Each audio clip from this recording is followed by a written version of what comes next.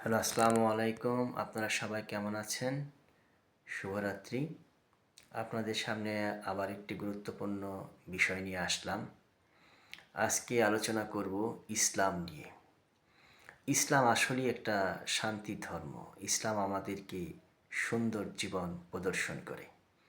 আমাদের শ্রেষ্ঠ নবী, প্রিয় নবী হযরত মুহাম্মদ সাল্লাল্লাহু আলাইহি ওয়াসাল্লাম দেখিয়ে গিয়েছেন যে ইসলাম কত শান্তির ধর্ম, ইসলাম কত সুন্দর জীবন মানুষকে পরিচালিত করতে পারে।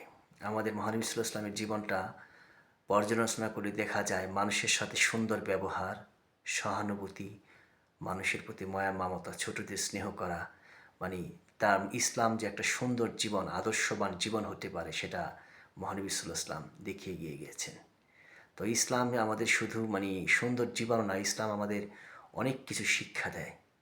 আমাদের জীবন চরিত্র, কিভাবে আমরা সামনের দিকে এগোতে পারি, কিভাবে আমরা এই জীবনের ভালো কাজ করে পৃথিবীতে অমর হয়ে থাকতে পারি, পথ প্রদর্শন করতে পারি, ইসলাম আমাদেরকে শিক্ষা দেয়।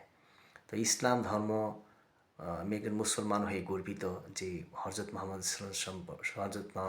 আমাদের শ্রেষ্ঠ নবী। তো ভালো থাকবেন, শুভরাত্রি। আবার দেখা হবে নেক্সট কোনো টপিক নিয়ে।